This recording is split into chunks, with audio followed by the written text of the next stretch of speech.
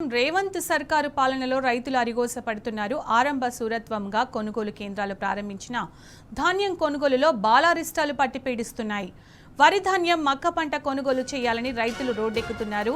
మొన్నటి వరకు యూరియా సాగునీరివ్వండని పోరుబాట పట్టిన రైతులు ఇప్పుడు పంటను కొనుగోలు చేయమని అధికారులను వేడుకునే పరిస్థితి ఏర్పడింది. అనేక చోట్ల ఐకేపీ సెంటర్లకు ధాన్యాన్ని తరలించిన రైతన్నలు ప్రతి చోట ఇబ్బందులు ఎదుర్కొంటూనే ఉన్నారు. పక్షం రోజులు గడిచినా తేమ శాతం సరిగ్గా ఉన్నా ధాన్యం మాత్రం కొనుగోలు చేయట్లేదు అధికారులు. మార్కెట్లలో ధాన్యపు రాసులు వర్షాలకు తడిసి ముద్దవుతున్నాయి. ప్రైవేటు మిల్లర్ల చేతిలో నిలువు దోపిడీకి గురవుతున్నారు అన్నదాతలు. ఆరుగాలం కష్టపడి పండించిన పంట కొనే దిక్కులేక అన్నదాతల పరిస్థితి అగమ్య గోచరంగా మారింది.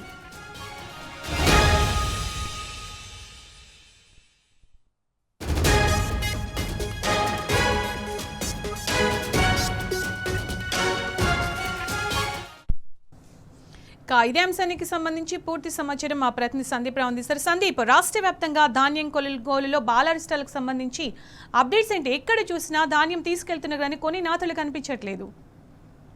ఖచ్చితంగా, ఎందుకంటే మొన్నటి వరకు అకాల వర్షాలు పడ్డాయి. అప్పటికే ఈ కల్లాలకు వరి ధాన్యం సెంటర్లో కూడా వరి చేరుకున్నటువంటి పరిస్థితి, మొక్కజొన్న కూడా చేరుకుంది, పత్తి కూడా చేరుకుంది. అయితే ఈ క్రమంలో తేమ శాతం వచ్చినటువంటి 17% తేమ, ఉదాహరణకు జగిత్యాల జిల్లాలో 6,60,000 మెట్రిక్ టన్నుల ధాన్యం వస్తుందని అధికారులు అంచనా వేయగా దాదాపు 20 రోజుల క్రితం నుంచి ఇప్పటి వరకు 1,00,000 మెట్రిక్ టన్నులకు పైగా ధాన్యము వరి ధాన్యం సెంటర్లకు వచ్చి చేరింది.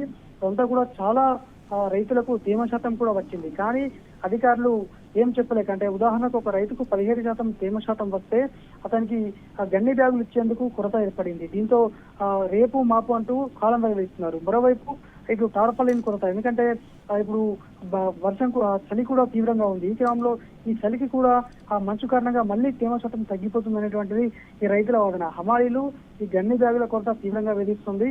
ఇక ప్రతి ప్యాడీ సెంటర్ కు ఒక ప్యాడీ క్లినిక్ ఏర్పాటు చేస్తామని చెప్పినప్పుడు కూడా అది ఇప్పటి వరకు అమలు కాలేదు. జగిత్యాలలో ఉన్నటువంటి ప్రధాన మార్కెట్ లోనే అది ఇప్పటికీ ఒక మూలన పడి ఉందంటే దాదాపు 10 విలేజ్ల నుంచి ఇక్కడికి వరి ధాన్యం కోసం వస్తారు. కానీ ఇంత దారుణంగా ప్రవర్తిస్తున్న సిచ్యువేషన్. కానీ అధికారులు మాత్రము నిత్యం ఎప్పటికప్పుడు కొనుగోలు చేస్తున్నామంటున్నారు.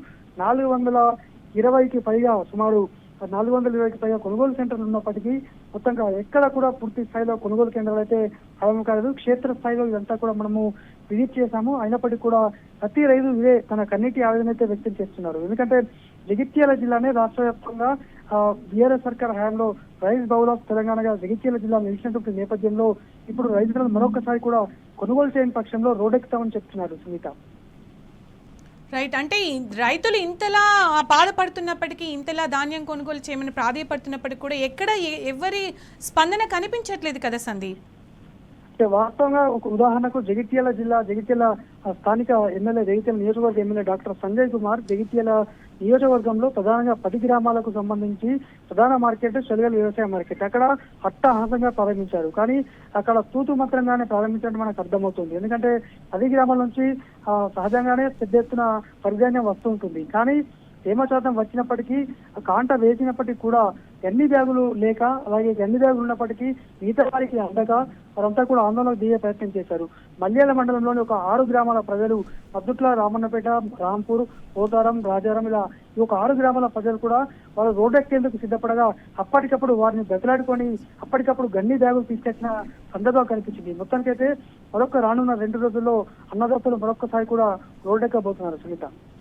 Right, thank you Sandeep.